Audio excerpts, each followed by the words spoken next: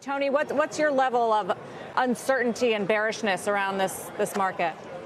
Well, it's funny, Sarah, that, people talk about what causes the market to peak or to, bottom, and it's always with certainty. It peaks when you're certain that the market, there's nothing that can drive it down, and it bottoms when you're certain there's nothing that can drive the market up, and we're somewhere in the middle right now. So we downgraded our view 2 weeks ago, and that was before the coronavirus. And it was because I really literally couldn't come up with a reason that the market should go down. Earnings were great, credit was great, but there was just this level of enthusiasm that was inappropriate, and we're definitely taking that out pretty quickly. So clearly, Tony, as you just outlined, valuations anyway you felt were getting stretched. Does that mean, though, that given that the trigger for the selling was the coronavirus, that if and when that as an issue is cleared up, the market rallies again? Or do you think this has now triggered a wider sell-off that was due and would continue regardless of where the virus stands? Well, Wolf, as you know, one of my favorite lines is corrections only appear natural, normal, and healthy until you're actually in one. And by definition, they're triggered by something that creates a perception of a fundamental change or weakness that can drive you into a recession. And definitely this coronavirus puts you in that framework. So what I went back and I looked at the Ebola virus pullback in October of 2014. And what we saw was a 9% drop in the S&P versus the current 3% drop. We looked at a VIX that was at 26 back then. It actually intraday got over 30 at the low. Less than 15% of the S&P was above their 50-day moving average versus 47% now, and only 35% of Investors Intelligence newsletter writers were bullish. So while we did expect a pullback in the 5 to 10% range, you're just not at the. Rather than try and figure out what the right price to be a buyer is, it's where the indicators suggest that you're reflecting kind of a worst case scenario, and we're just not there yet.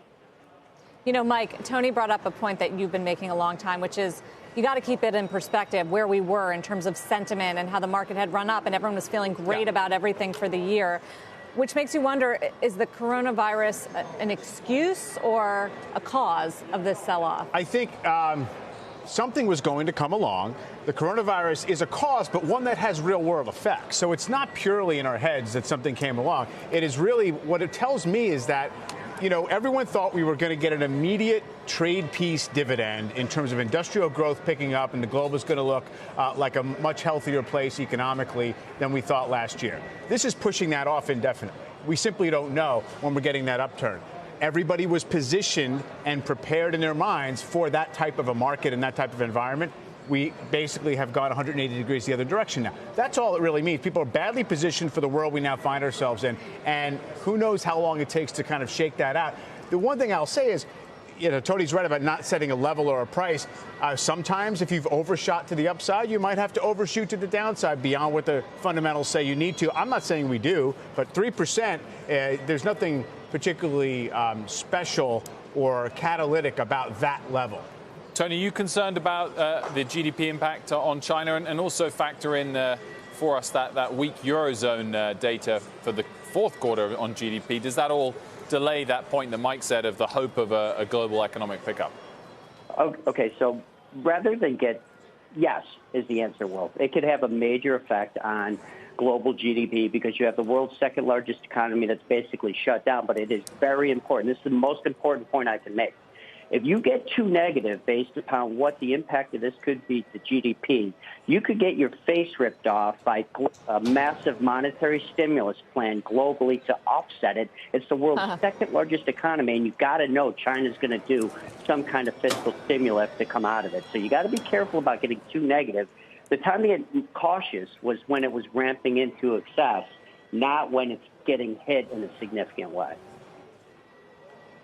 I think it's an important point, Tony, because, we sort of wonder what monetary authorities can do to fight weakness all over the globe. So is your point that in China they can do a lot?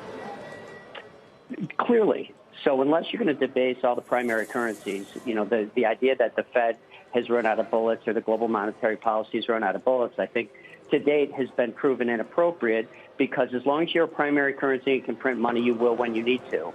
And if this becomes a real crisis, a real global shock that comes out of a macro event in China, which is again more than 17% of global GDP, you will see that. So you could be right. You could feel it's almost like the low in 2018 where I felt like an idiot because I was too bullish well before the actual low. But when you got that dovish pivot out of Powell, it ripped so high so quick that being defensive proved to be the wrong move. So we're actually looking to be more offensive as our indicators kick into the buy zone. They're just not quite there yet.